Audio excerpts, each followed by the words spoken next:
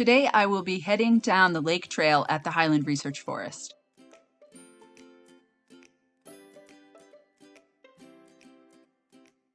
This is longer than the wetland trail from my last video, but has many rewards along the way.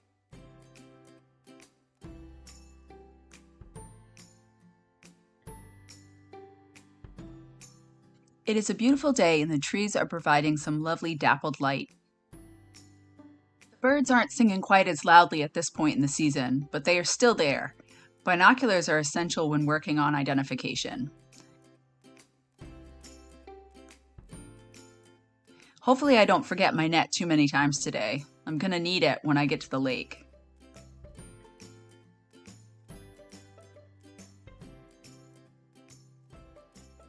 I have a confession. I had to leave the trail to get this footage. Veeries have the most amazing haunting song. And I was happy to hear multiple individuals trading calls.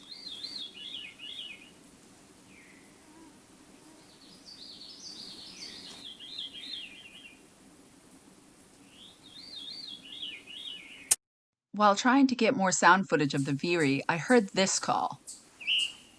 I just learned this song this spring, so I was excited to hear it. The eastern towhee is a striking bird, and it is exciting to know they are out here.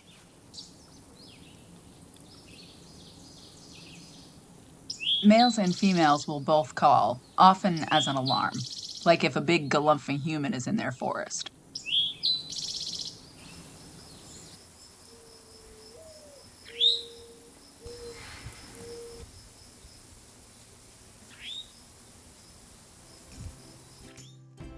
Well, that was awesome, but I don't encourage people to go off trail under normal circumstances.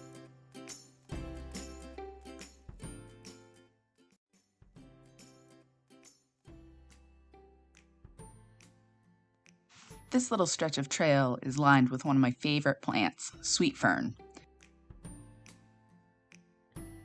It's actually a shrub, not a fern, and part of the bayberry family.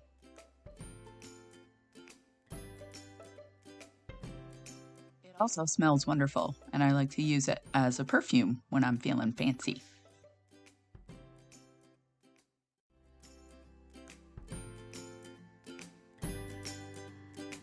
I could stay with the sweet fern all day, but I'm hearing something interesting up ahead, so we gotta get going. This is one bird that you really have to put eyes on to be sure what it is. It sounds like a hermit thrush, but we also have gnomes in these woods, so you have to do the work to verify the ID. It can be really hard to see hermit thrush because of their woodsy color and secretive nature. Here's one. It's not being very talkative. It's hard to get the sound. And here's another gnome, just to confuse us.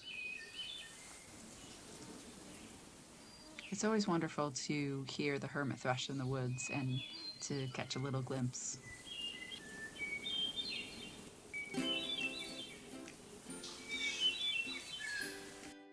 I'm sure I will keep hearing the veeries and the hermits all the way down to the lake.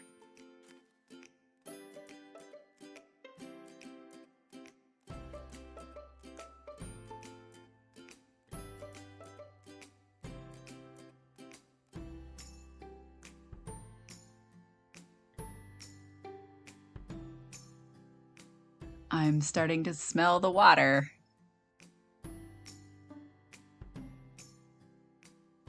I finally made it. It'll be nice to come back and borrow the canoe on another day. I'm gonna sit down and take a break after the long walk.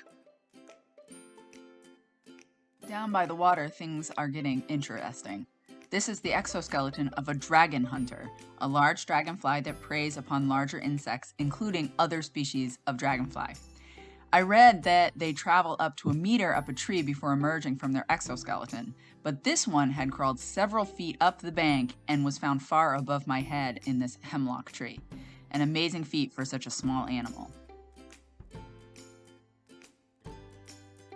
There were also exoskeletons of smaller dragonflies closer to the water, like this calico pennant.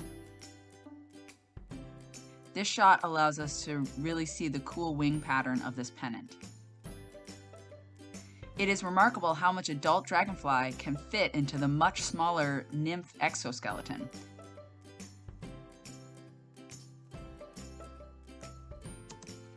This female black-tipped darner is laying eggs in the stem of a pickerelweed plant.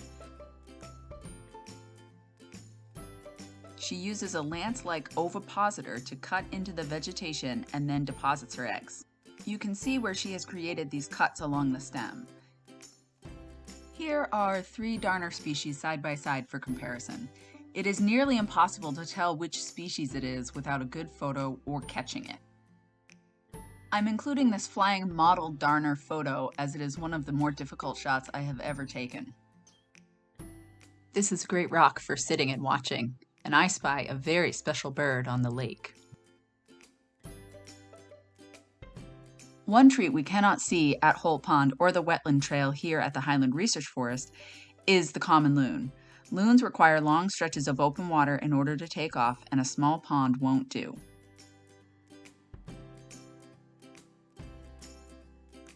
Loons groom like this daily to maintain their feathers' waterproofness. They spread oil from a gland at the base of their tail to their other feathers. They also spend time making sure each feather is in line with the others, as this also protects their skin from getting wet.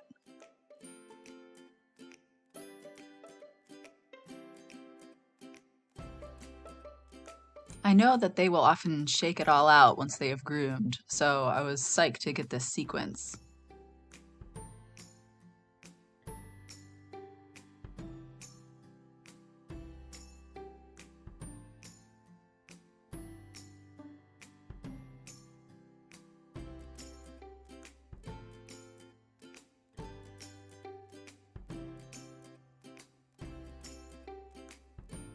We are lucky to have this new spot to visit and explore.